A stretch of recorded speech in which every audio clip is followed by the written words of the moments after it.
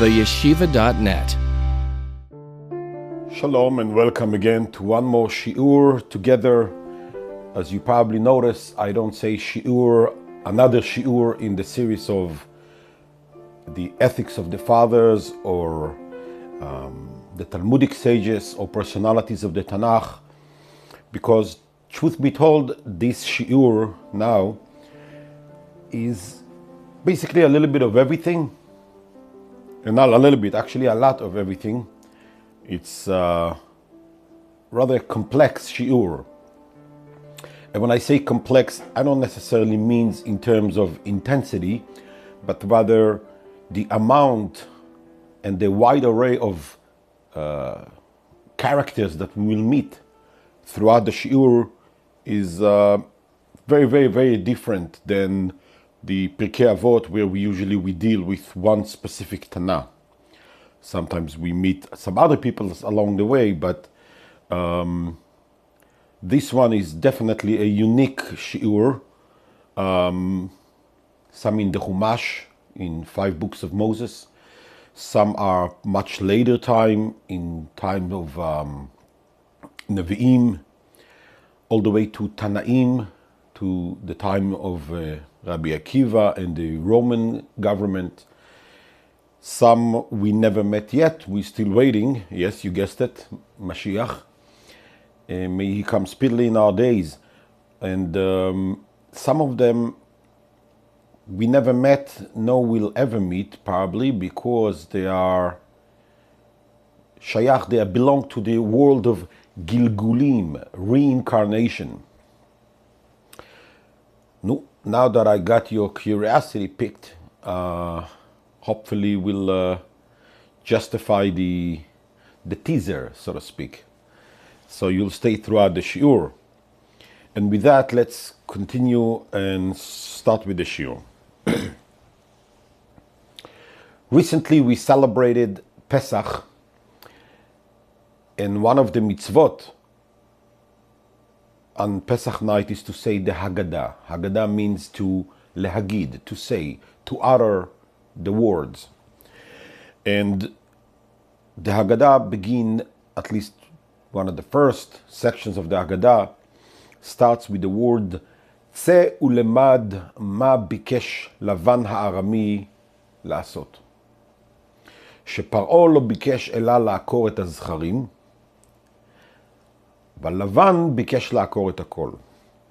Translation: go forth, go out, which means put some effort into it. Don't just sit passive and wait for this to understand it, but actually make an effort to understand.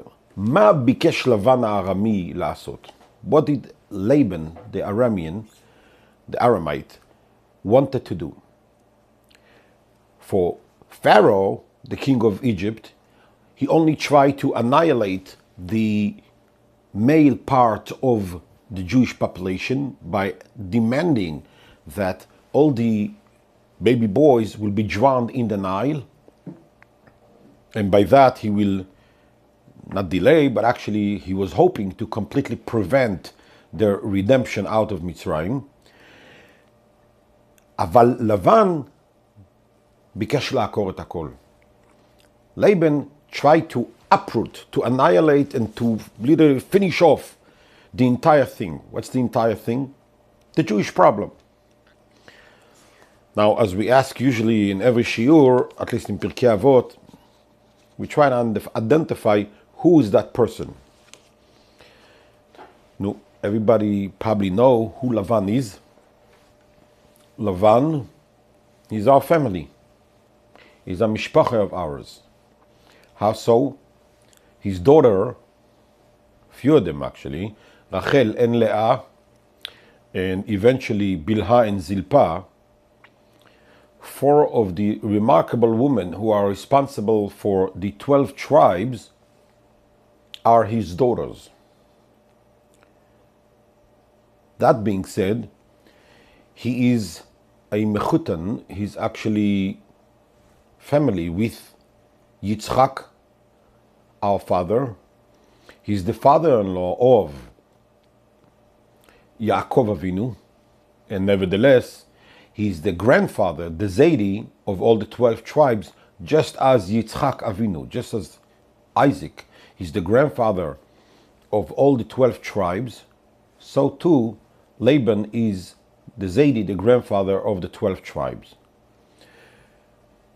And what did he do so bad that on the night of Pesach, when we are busy talking about slavery, redemption, bitterness of the maror, sweetness of the charoset, geula, shiabud, red wine to remember the blood, but at the same time we eating like kings over there. A very, very, if not the most special night of the year. What is so urgent to tell us how terrible this Zaidi Lavan was? What did he do already? How is it that he's worse than Pharaoh? What makes him so bad? And how exactly he tried to la'akor et hakol, he tried to uproot everything. What did he do? As I mentioned in the beginning of the shiur, the time span of this particular shiur will cover a lot on a macro level. But even when we think about the micro aspect of it,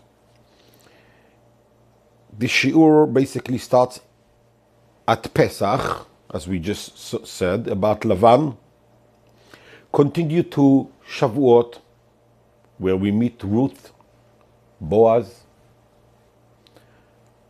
Rabbi Akiva, which is in between Pesach and Shavuot. Rabbi Akiva is always, but we remember Rabbi Akiva on Lag BaOmer, which is right in the middle, where his students have stopped dying because they were not respecting each other. And it will go all the way till the later Parshiot of the Torah that we read in the middle of the summer. As we all know, there is parasha in Chumash Bamidbar, actually two of them. One is called Parashat Balak, and the next one after that is Parashat Pinchas. In Parashat Balak, the Torah actually tells us the entire story where Balak have commissioned Bilam to come and curse Am Yisrael, to come and take care of that Jewish problem he's facing right in front of him, where Am Yisrael is camped in the desert right across the Jordan facing Moab. And he, Balak, more than anyone else, even though he really did not have a reason to, because Am Yisrael is forbidden to even provoke a small fight with Moab, nevertheless to wage war with them. But he's the one who appointed, he's a self-appointed Jewish problem solver. He wants to take care of that Jewish problem that threatened the world and take care of it once and for all. Not for himself, because as we said, he is protected, but for the entire world. He wants to be the world savior. So he commissioned Bilam, who Chazal teach us, Lahavdil elef alfei havdalot, to really differentiate in millions of times in terms of nevuah, in terms of prophecy, the level of ability to grasp godly visions. He's equal to Moshe Rabbeinu. The millions of difference are that Moshe Rabbeinu nourished from the side of holiness, purity, straight from Hashem. Moshe kibel Torah mi Sinai, while Bilam, he's a mechashef, a sorcerer.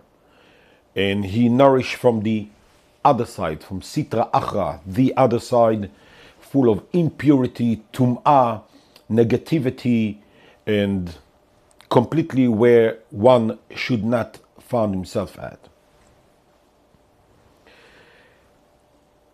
Why did Balak commission Dafka Bilam?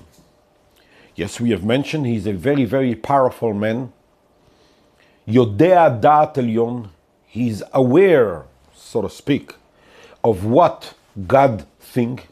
Chazal teach us that his sole quality was the fact that he knew every day there's not even a second, but a nanosecond, a fraction of a second, a very small, minute time segment when God is angry at Am Yisrael for their averot, for their sins, and he knew how to pick that time.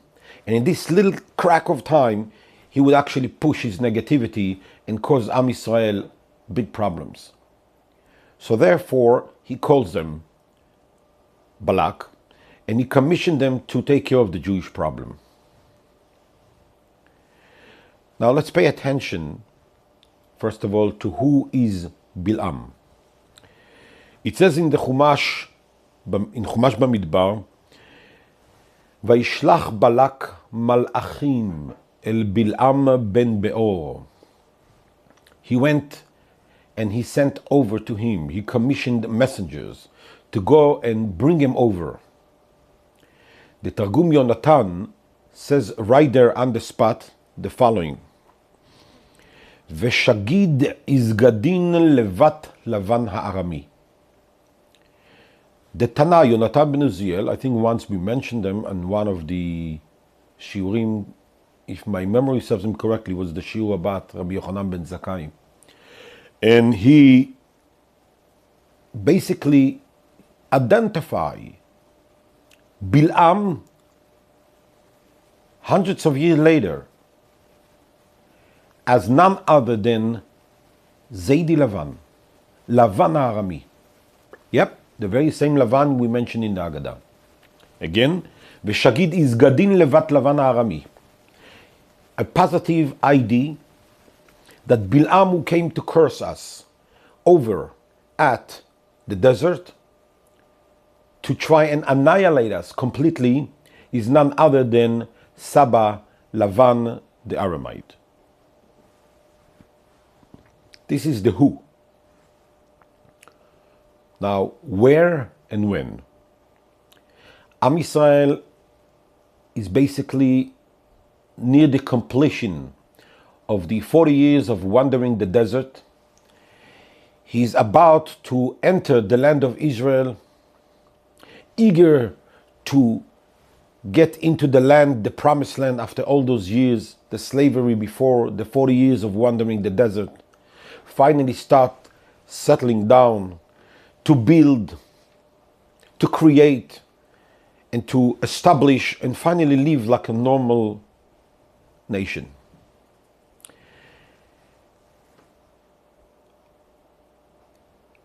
It is as we will prove at the time of the shiur.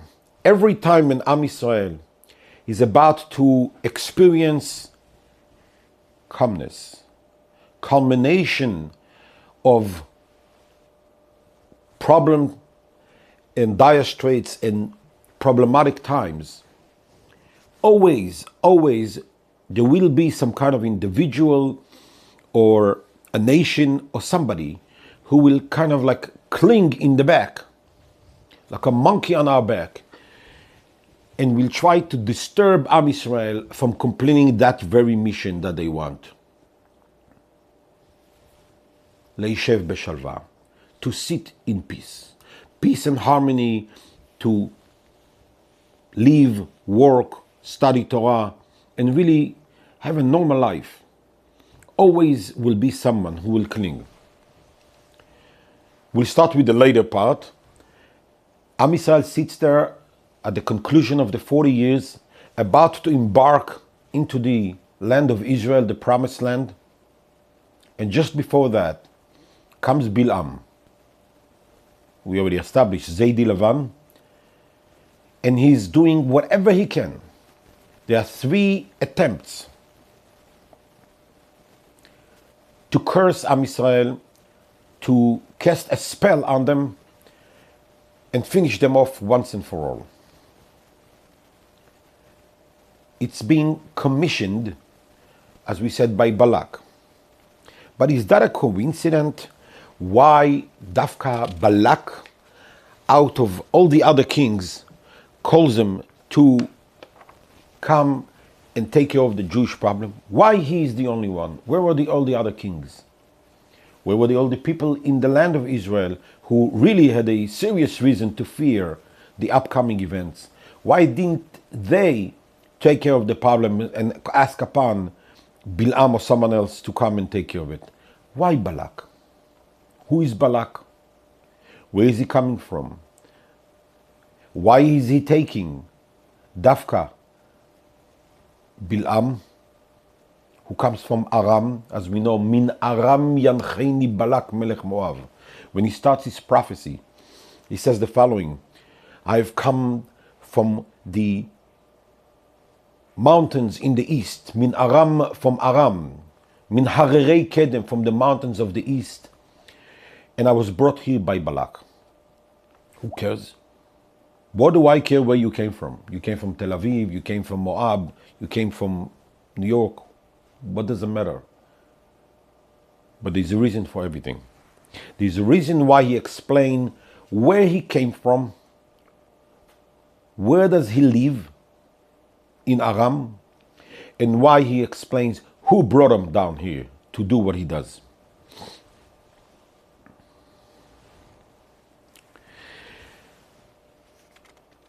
Bilam, as he stands over there, and as we explain that at least 3 times that he made an attempt to curse, with doing a lot of props and background, doing the mizbechot, the altars, 7 mizbechot. He's really trying, he's putting a lot of effort to take care of the problem, but Hashem doesn't let him.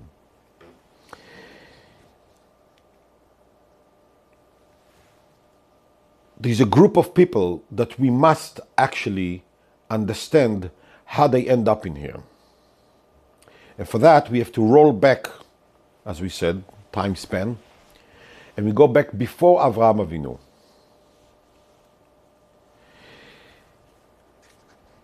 Avraham Avinu had a father, Terach. Terach had 3 sons. I will actually provide at this point over here a map to make it easier for you to follow. Terach has 3 sons: Nachor, Avraham, Haran. Avraham, we know who he is. He's the one who found God and made it his business to advertise godliness all over the world. Nachor is the father of Betuel. From Betuel, his son is Lavan Ha'arami, who later became Ar-Zaidi. He's the father-in-law of Yaakov Avinu. And as we explained and already established in the beginning of the shiur, eventually Lavan Ha'arami, he is Bilam Ha'arami, who come from Aram. So we got like a pyramid. Terach on top. We have Nachor, Avraham, Haran. We'll start from this side. From Nachor comes Betuel. After Betuel comes Lavan Arami, and from Lavan Arami comes right here, Bilam. We'll take the other side now. From Terach, his 3rd son is Haran. Haran was a guy who's never really, in Hebrew it's called Ulo Sagur al Atzmo. He's not really sure where he belongs, which party. He's by the Democrats, Republicans, maybe he's a libertarian or some independent. He changes things every day. The flavor of the month. When Avraham, his brother, was thrown into the furnace by Nimrod, King Nimrod, he stood there on the sidelines and he said, Im Avraham notzeach, if Avraham wins, I'm with him. And if not, I'm with Nimrod. That means he was waiting to see who's the winning party, and then he'll pledge allegiance to the winning party and actually even claim that he was all along, ideologically at least, a devoted member of that particular party. So he's a sideline guy, a guy who sits and just waiting to see what happened. And then he makes his move. So Terach, Haran, who's a wishy-washy guy. From Haran comes a very famous guy who also we know from Chumash Bereshit, Lot. Lot is Abraham's nephew. Lot is also like his father. Now really closed about and focused what he wants to do in his life. When he's with Avraham Avinu, he does a remarkable Achnasat Orchim like Uncle Avraham. At one point, he's starting to look sideways and he sees Sodom with everything that is going on in that wicked city destined for complete destruction. And he decides to move and live with them. When he lives with them, he actually becomes one of the official. We know that the day that the Malachim came to rescue him, V'hu Yoshev Sha'ar Ha'ir, he was sitting there at the gate. Rashi says, Melamed shebeto hayom minu shofet alem. He actually became a judge, a mayor, some kind of he was a dignitary in Sodom. A newcomer, but very quickly he climbed up the political social ladder over there and he gained some status. So Lot is the nephew of Avraham and he's also like his father. When he's with Avraham, he behaves. When he's away, he becomes like a dignitary of Sodom.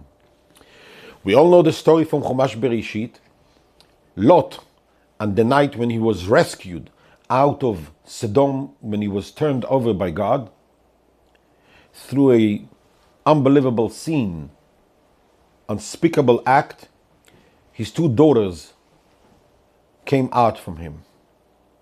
His two daughters cohabitated with him, and what came out was Moab and Ammon. Moab and Ammon. Moab, right now we have Balak, Vayishlach Balak Melech Moab. He sent messengers to bring who? To bring Bilam. To do what? To take care of what's in the middle. The middle son of Terach is Avraham. Avraham has Yitzchak. Yitzchak has Yaakov. Yaakov has the 12 tribes who are now multitudes. A lot of people, 600,000 men between the age of 20 and 60, Yotzei Mitzrayim, they're all sitting in the desert, being watched by Balak, Melech Moab, who comes from Lot, Haran, Terach. And he needs to take care of the problem, of the Jewish problem, sitting right in front of his nose in the desert. Who does he commission to do the job? Bilam, who is, before that, Lavan Harami, Betuel, Nachor, Terach. So if you notice the whole thing, how it comes. And now they're all sitting in the desert, needing to take care of the problem. Am Yisrael sits there,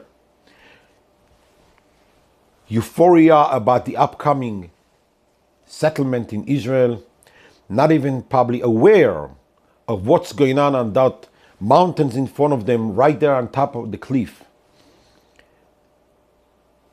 The Zaidi, Lavan / Bilam, he's there with Balak, Melech Moab.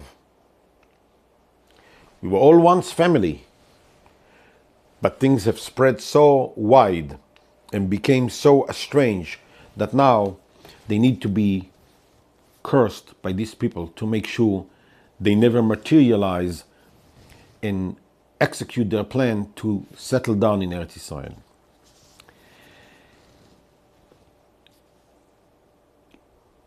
Bilam, as we have established that he is Lavan, actually did it once before. As we all know, Yaakov Avinu, when he fled the land of Israel, spent 20 years at his father-in-law's house, raising sheep, being a shepherd, and taking care of a lot of things that needed to. At one point, he decided that he wants to go away from Aram. By the way, Aram, this is more or less where today with Iraq is.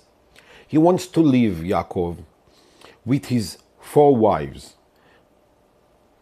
Leah, Rachel, Bilhah, Zilpah, all his children, and go back to the land of Israel. To who? To his father Yitzchak, who's still waiting for him. And he wants to go there, to Hebron, to Yerushalayim, to Betkel, to all the places where he left. Saba Lavan Zaidi decide that he won't let him. But he already left. And when he left, Vayugad leLavan ki barach Yaakov. When Lavan was told that the son-in-law, with the wives, with the grandchildren, have actually made Vayivrach, he escaped, skipped town. He collects people, gathers them, and he runs after Yaakov. And he catches up with him in the middle of the way. And he says to him, Laba barachta. Why did you run away? And he told him, Nichsof nichsafti lebet avi. Nichsof nichsafti means I have yearned. I wanted to. I missed it. I needed it. I long for it. And he says to him, the father-in-law, Lavan, the Aramite, who many, many years later turned to be Bilam, who comes from Aram. And he says to him, Yaakov, lama lo higadta li? Why didn't you say that you want to go? Va'ashaleichacha b'shirim, b'tupim, b'mcholot. I would actually throw a whole party for you, a goodbye party, so you can go back to your father. Yesh le'el yadi la'asot ra imachem.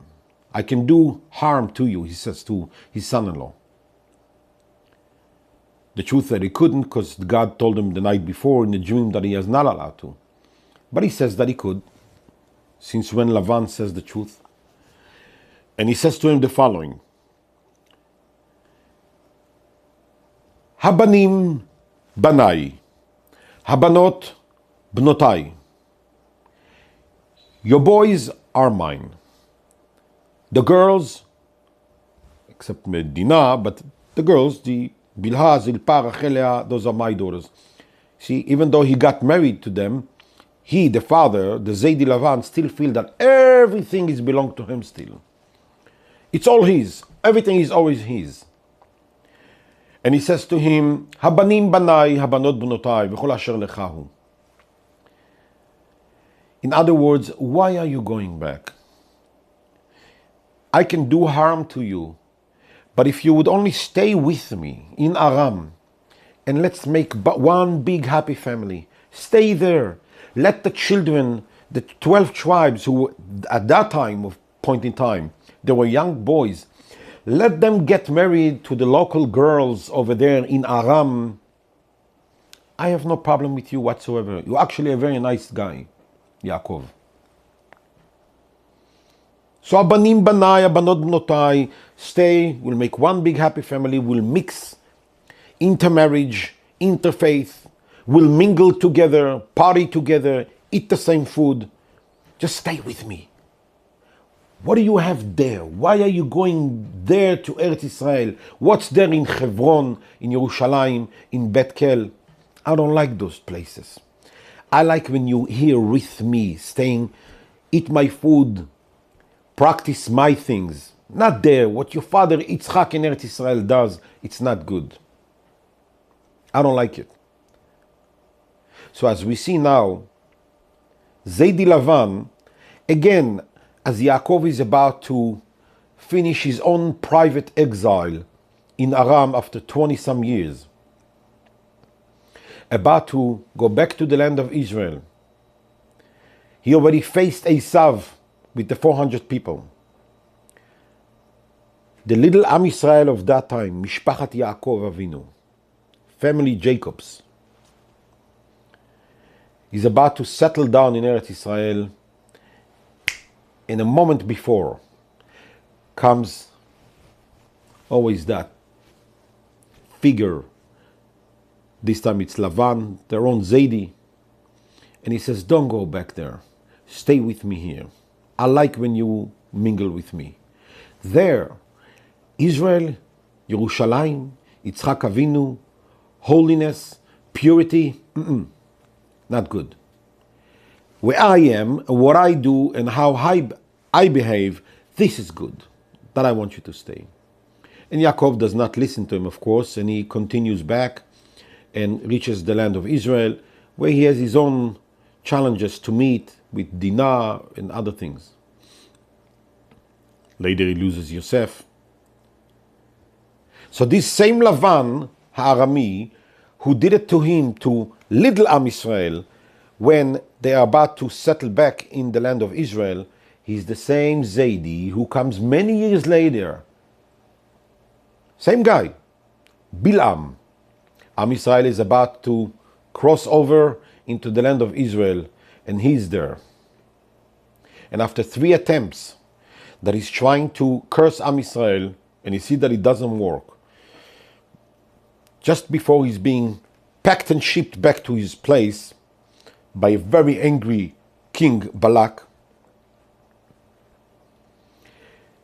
he offers one more piece of prophecy, one more piece of nevuah that he wasn't asked to give, probably wasn't paid for, but he offers it, as they say in Hebrew, al cheshbon habayit. That's on the house, no charge. We will see soon what exactly he said. Upon completing this nevuah, the 4th one, the unsolicited nevuah, he sees that nothing is going to work. So he just tells Balak, listen to me, Balak. I wasn't successful in what you have asked me to do, but I will give you one tip.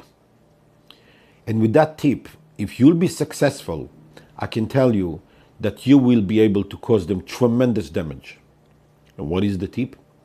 He told them, Elokehem shel elu soneh zima. The God of the Jews, he hates zima. I believe in proper English it's called lechery. This type of behavior is something that God hates very much. If you'll be able to lure them into this, you got the upper hand. And that's exactly what Balak does. As we know in the Chumash, it says, Vayachel ha'am liznot el benot Moav. Am Yisrael started going over and associate with the girls, with the women of Moab. They started eating their food, and eventually those ladies convinced Am Yisrael, those who participate in that, to bow down to their gods as well. And that's the beginning of the end, and maybe the end of the end.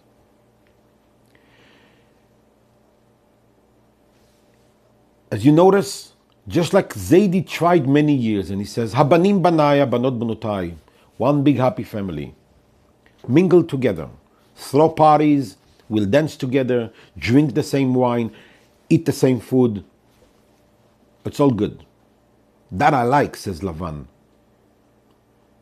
Now, many years later, the same Lavan, who's now Bilam, comes and he says, the only way for you to take down this nation camping out right in front of your mountain here is by having them lose their Jewish identity, lose their uniqueness, lose what I told you a couple of days ago, Hen am levadad yishkon.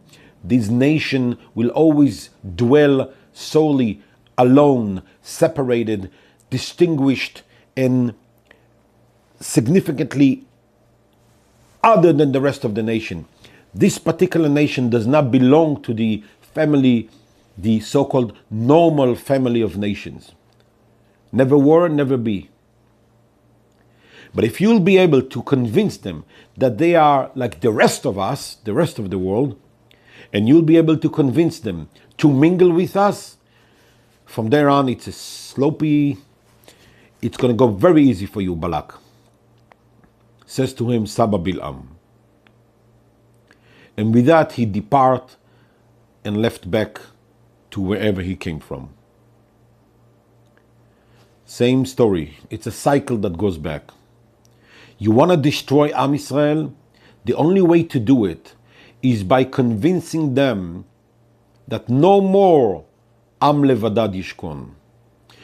Why do you want to remain always different, held to higher standards, being looked upon to, and being always singled out from the rest of the nations in the world? We don't need any special examples now. You see what's going on in the UN, UNESCO. Things that no other nation in the world is being asked to stand up to. By Israel, this is an entry level.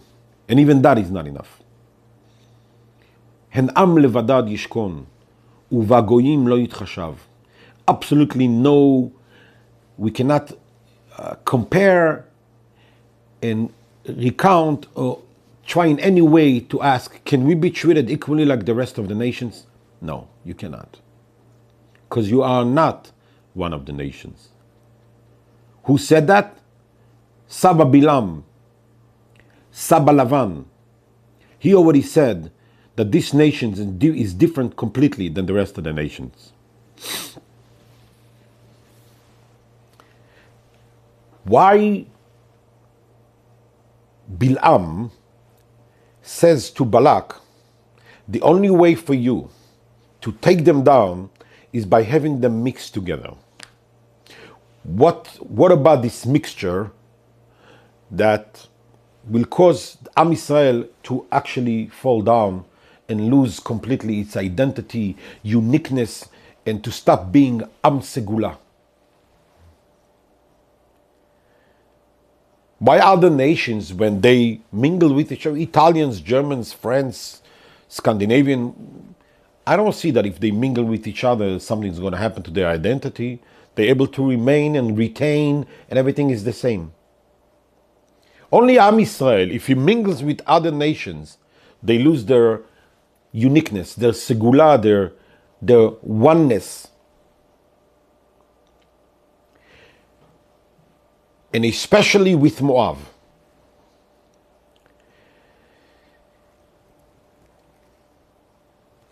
Balak did not commission Bil'am in a coincidence. There was a reason why he called only him. Not only because he was the most powerful sorcerer at that generation, perhaps at least, but he knew that the one who will be able to take Am Yisrael, the Genom, the DNA of the Jewish nation, connected with Moab together, he will have the handle and the outcomes. What are the outcomes? Mashiach. The ultimate purpose of Am Yisrael, the final redemption, may it be speedily in our days, is Mashiach, Beit HaMikdash, Yerushalayim. In order for all these things to happen, there's a prerequisite condition that must take place. Am Yisrael and Moab do have to connect together. But there's a formula how to do it. And if you're not going to do it right, the way God wants you to, and the wire will not be attached properly, this thing is just going to blow in your face and shatter you to pieces. This is what Bil'am wanted. I will do the connection in the way that I, Bil'am, understand, and with that I will destroy them once and forever. He tried to do it to Yaakov way back when. He says, let's take care of the problem while it's still small. It didn't work. Yaakov said, Nichsof nichsafti. I want to go back to Yitzchak, to Yerushalayim, Hebron, holiness. That's where I belong to. So they tried one more time. The problem was already at a much larger magnitude. And they tried to do it in the Midbar. They succeed to some degree because Katuv Vayachel ha'am liznot el benot Moav. They went together with the girls of Moav. And in order for this to happen, to initiate this connection, what they have done first, they have released the princess, who we'll see later what's her name, of Midian. The most important girl of Midian came over to the desert and actually made herself free to sin with none other than Moshe Rabbeinu. Yes, you heard right. She did not end up with Moshe, but she ended up with somebody else. But her intention, as we're going to learn soon, was to actually go with Moshe Rabbeinu. She hit for the head, for the center. She wanted the top of the top. This connection we spoke about between Moav and Israel, it has to happen. It's unstoppable. And Balak ben Zippor Melech Moav is trying to create now, after he sent Bilam back, based on the last tip he got from him, he releases the girls out, all adorned and beautified, in order to lure and to cause Am Yisrael, to attract them into Avera, into transgression. This connection will happen years later though, through Boaz of Shavuot of Megillat Ruth, with Ruth HaMoaviyah. Boaz from Shevet Yehuda, from the tribe of Judah, will marry off Ruth. From them eventually will come Oved, their son. From there will come Yishai, and from Yishai comes David HaMelech.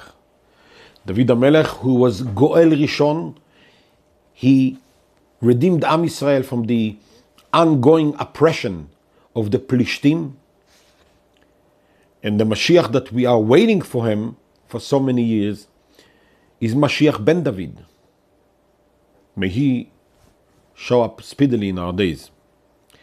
But again, for this connection to happen, you must take, as we explained before with the pyramid, you must go to the bottom. Get all the roots, all the shorashim, all of them. You cannot exclude even one out. They all have to get together, connected, and then you'll be able to finally get Mashiach, Moav, Yehuda, Am Yisrael, Moav together, and eventually from that, Yatsa misham choter. Choter means the trunk of the tree. The branches will come out. The final Geulah must come through a unification between Moav and Israel. But what he tried to do in the desert was premature, unripe.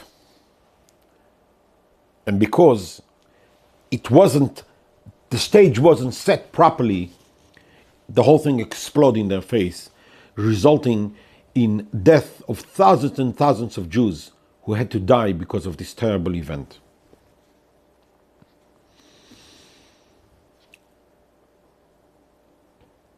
One of the strange things that appears right away as you learn this parasha, shtei parashot actually, both Balak and then after that Pinchas, you notice one thing, that in the beginning, throughout Parashat Balak, there is the whole story from the beginning where he commissioned Bilam to come over. Throughout the various attempts, he's trying to curse Am Yisrael unsuccessfully. all the way to the end. Vayashav Bil'am el Mekomo. He returns back to Aram or wherever he came from. And it says that Bnot Moav started hanging out with the Jewish boys, and they'll end up in a very tragic way. And then at the end of the parasha, we learn that a man, no name is mentioned yet, a man from Israel, from Am Israel, came to Moshe Rabbeinu, Vayakrev et Midianit, and he brought over with him the girl, this princess from Midian, also no name yet for her. And he brought her over to Moshe Rabbeinu. Vayakrev elchav et Midianit le'enei Moshe ule'enei kol adat bnei Israel. The entire congregation of Israel with Moshe standing over there, watching this man who was a very important man, but we don't know his name yet. And he did a terrible avera with this lady. Vehema bochim petach oel moed. And everybody have wept. Am Yisrael is crying in front of Oel Moed. A very, very unfortunate, sad situation.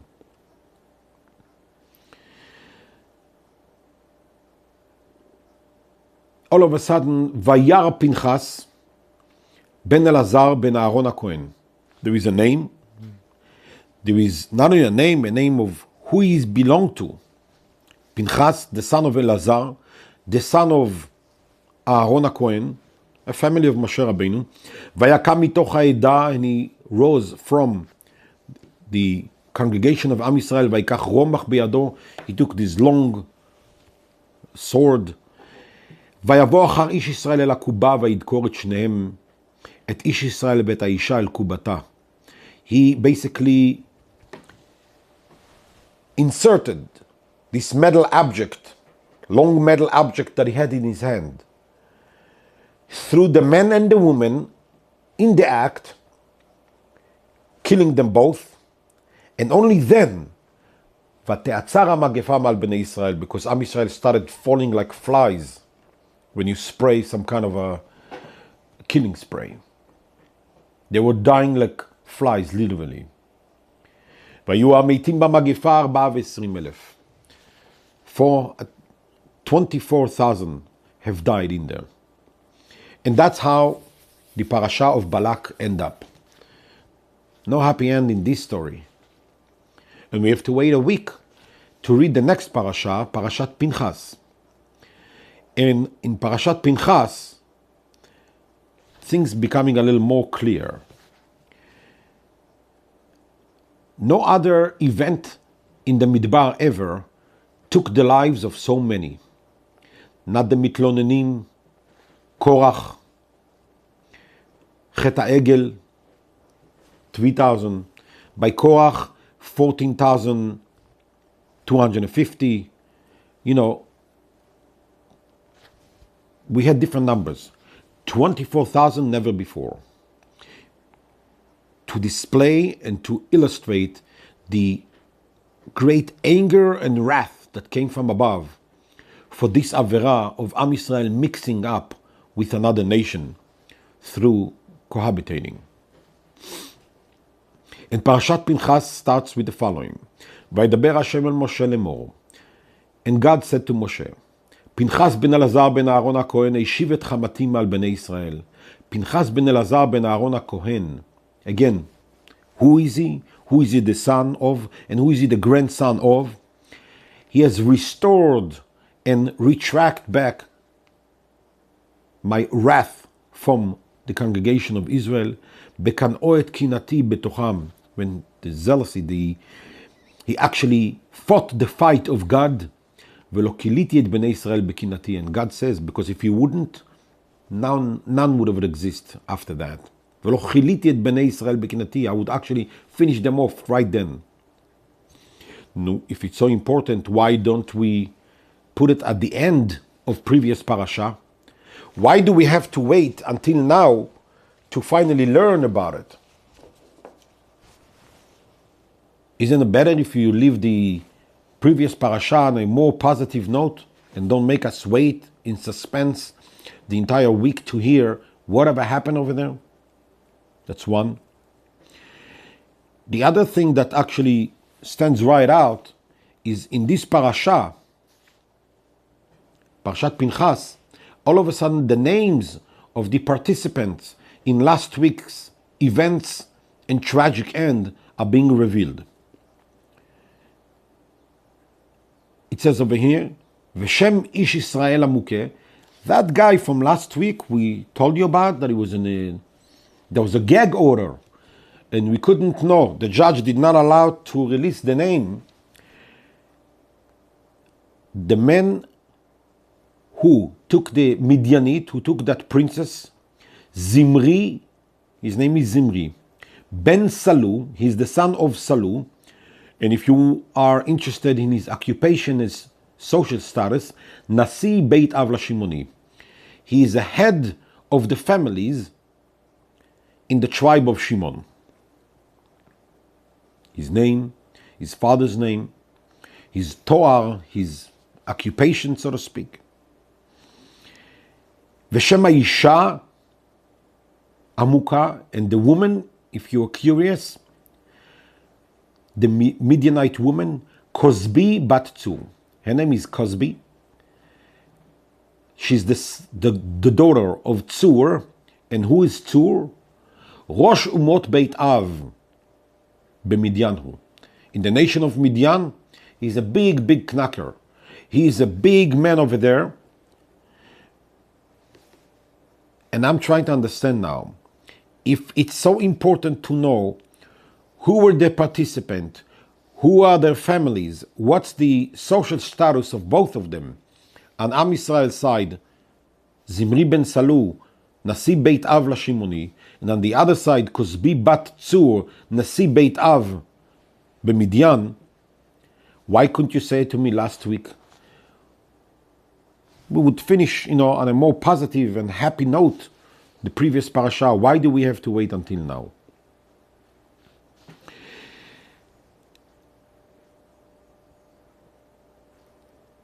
The Netziv Mivolozhin, his name was Rabbi Naftali Tzvi Yehuda Berlin, from the place called Volozhin, I believe it's in Ukraine,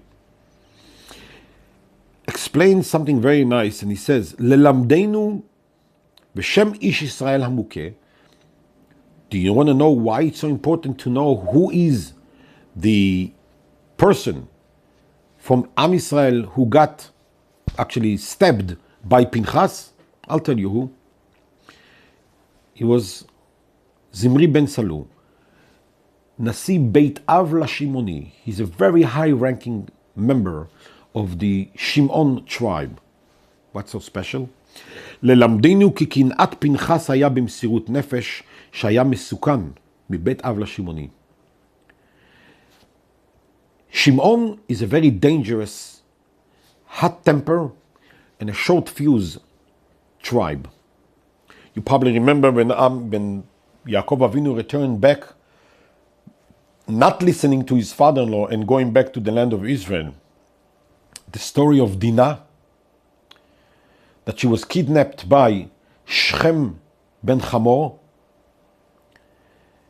and he wanted to marry her, and again, some kind of uncalled for, forbidden, undesired connection between the Jewish DNA through and with the opposite side, not good. Who rose up to take care of the situation? Who actually got up and took matters into his own hands? Two, Shimon and Levi. And we will meet them in our shiur again. But nevertheless, Shimon already we see here. Those guys, Shimon and Levi, they were bar mitzvah boys. Two young boys who have taken an entire village, killing everyone over there, the men, and taking their sister back. And what did they say? When they came back home and Yaakov was horrified by what they did, said, what did you do, boys? Vani metei mispar. I'm just a few people in this family over here with few young boys. You are almost my oldest, Shimon and Levi. Only Reuven is older. And you are 13. So how old could be Reuven? 14 and a half, 15? Maybe not even. The rest are all young, 10-year-olds. What did you do? And they answered one thing to their father. How can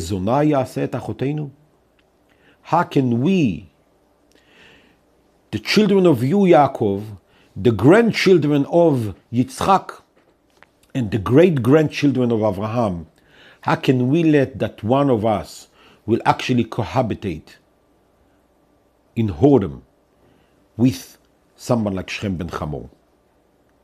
That was the answer of this 13-year-old boy.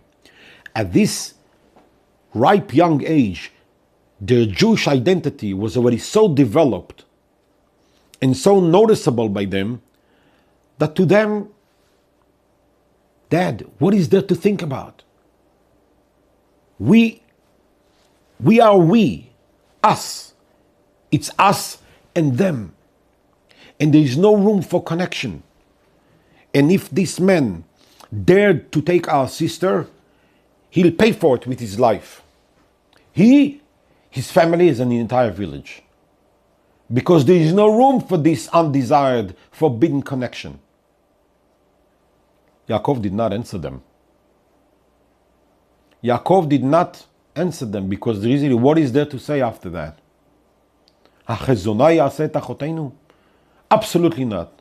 So we already established now that Shimon and Levi are two guys, two chevre, and eventually, I guess through their genetic disposition, they have given to the rest of their tribes, as they expand Shimon and Levi, the idea of zealousy, the idea of we will not sit down and see such things happen. We will see Am Yisrael mix up with somebody else, and we will take it just like that and not say anything. Not by us, not in our school. Absolutely not. Zero tolerance for it. This class is brought to you by the yeshiva.net. Please help us continue the classes. Make even a small contribution at www.theyeshiva.net/donate.